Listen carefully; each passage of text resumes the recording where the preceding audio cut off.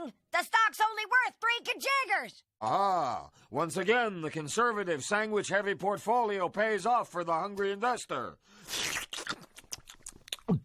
Oh, I'm ruined! Hey guys, Ralph here from the Endgame Investor. I wanted to put this quick emergency video out to explain what is going on with Silicon Valley Bank. It is the perfect bank name to be the start of a possible domino effect, and we're going to go why it could be a domino effect, what is happening, is it going to affect other banks, and what happens then. So first of all, here is the chart of the stock itself, Silicon Valley Bank.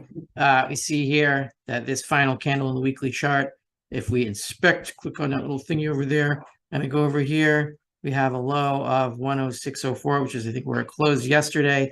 And I think in after hours, it went down to about like 85 or 86 or something. So we're way down to around over here in 2013.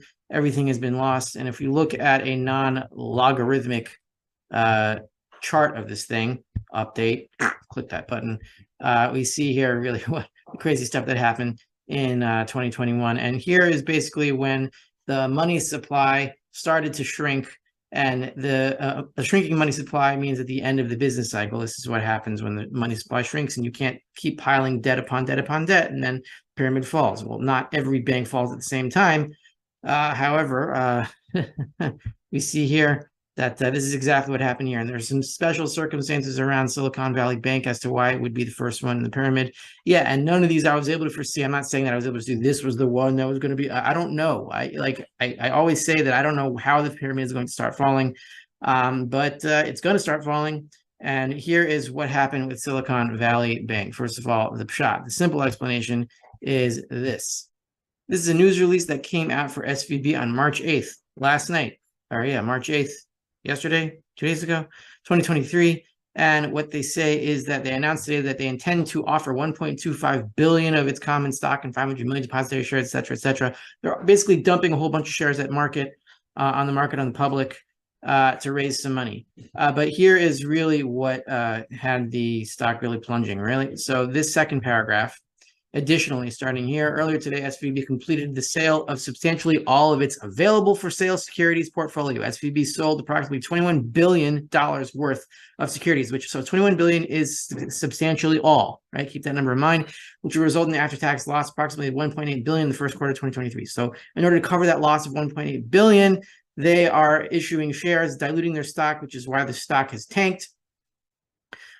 So what caused this forced sale of all these available for sale securities? And we'll get into what available for sale securities actually means. So we have the answer here in the Wall Street Journal. So the available for sale securities, we'll get into what those are in a second. This paragraph here is the key here to what happens. So it says large declines in value aren't necessarily a problem for banks unless they are forced to sell the assets to cover deposit withdrawals. So people, depositors with the bank, they withdraw deposits maybe because they have bills to pay and they need to stay solvent, so they're withdrawing money from their deposit accounts to pay some other financial institution, and the money gets sucked out of SVB. So why is the money getting sucked out of SVB specifically and not another bank? Well, SVB Financial Group serves primarily the startup community, and they have very little income or even no income at all. They just profit off of cheap money that's flowing into everything because the Fed is printing up the wazoo. And then when the money spigots are turned off, they're the first ones to go bankrupt. And the banks that serve them are the first ones to suffer because they're the ones providing the financing to these banks, which is why this bank stock went from, was it 127 at the lockdown lows to 750, whatever crazy number that is. And this is why they're falling just as fast, because they're serving the community that is the tip of the debt iceberg here. Now we're going to go into, is this a systemic problem, or is this only isolated to this one bank? And here is some evidence.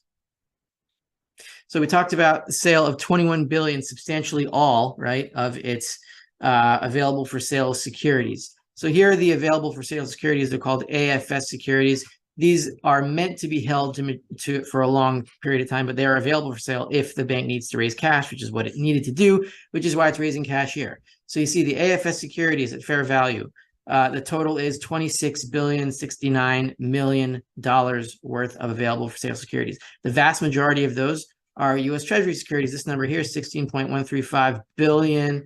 dollars worth. Now, we know from the press release that they sold substantially all of those AFS securities for $21 billion. So 21 billion, the total here was 26 billion. So this portfolio was really falling. What's 21 billion out of 26 billion? I don't know. It's some kind of double-digit loss, but it's bad, and they had to sell it, so they're forced to take a loss. Now, that's not the biggest part of their portfolio. The biggest part of their portfolio, HTM securities, these are held to maturity securities that they do not intend to sell. Doesn't mean they can't sell them, but they're really not supposed to. So most of these are mortgage-backed securities, MBS, 57 billion of these babies, and they're all substantially long-term, over 10 years until maturity. So if they have to sell these things, then, they're really toast. And that's pretty much it. Calling Powdered Toast Man. Come in. Powdered Toast Man. The point is, what happened, this bank was holding a bunch of treasuries, as most banks do. And because this bank serves mainly the startup community, they had to pull deposits to pay their debts because they weren't getting income, and they needed to pay their higher yielding debt because the Fed is raising interest rates, so that they had to sell their available for sale securities, take a loss, and then plug the hole in their balance sheet by selling a bunch of shares at the market. Now, there's no telling if this is a systemic part of the domino fall that is coming, but it could be. It depends who's connected to Silicon Valley Bank and if they're an isolated case. But even if they are an isolated case, this is not part of the line of dominoes that's about to fall. There are other banks like this that are serving depositors, clients that are not getting their income, and their debt service costs are rising. So while this bank might not be connected to others, it might actually be. We'll find out in the next few days if this causes a domino. There are other banks who are in a similar situation where they are going to have to sell their available for sale securities, including treasuries, to meet deposit runs. We're seeing this in Credit Suisse in Europe. They have understated their bank run that's going on there, and their stock is at an all-time low. In terms of, is this the end game trigger? I don't know.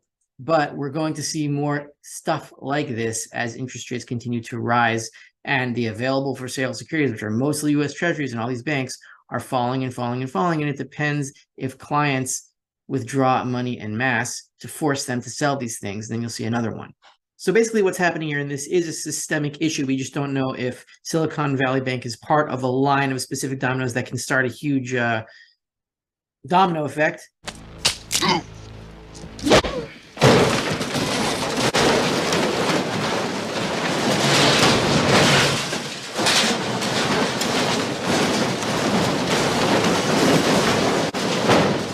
But this is going to happen because it's the same situation in all banks. Basically, banks have these portfolios of available for sale securities that are mostly concentrated in U.S. Treasuries because those are the safest thing. So they're forced to hold those, and they get benefits for holding them because the government wants everyone to hold its debt so it can keep bombing Ukraine or whatever it wants to do. And then when the Fed raises interest rates, first of all, the value of those bonds goes down. So the value of their available for sale securities falls. And at the same time, it's depositors, if they're particularly vulnerable to rising interest rates because they're startups that have no income, then they'll start pulling deposits to pay their bills. And then the bank will be forced to sell their treasuries.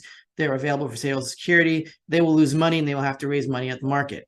That's what happened here. That's going to happen to other banks. We'll see if there's another bank in line. But this is the same systemic issue because the federal government wants everyone to own its bonds as the safest thing ever. Safe and effective for children. Scientists conducted clinical trials was safe and effective. And now everyone has the same crap in their available securities portfolio, and it's all going to go to hell. And so what happens from here? Well, if this is a part of a line of dominoes, then the Fed is going to have to pivot very soon and start printing more money.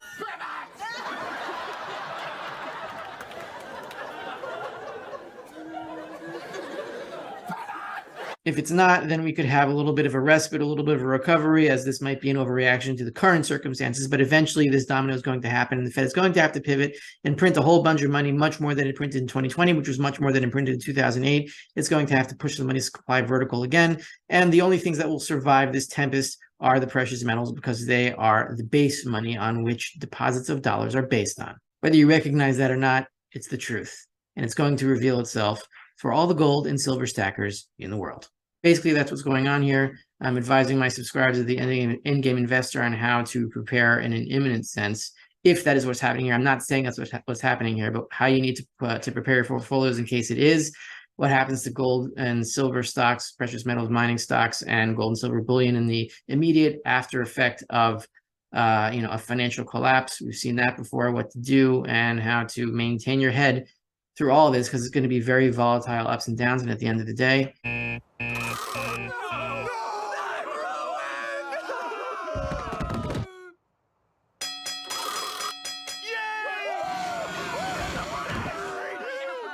it's going to be the precious metals that survive.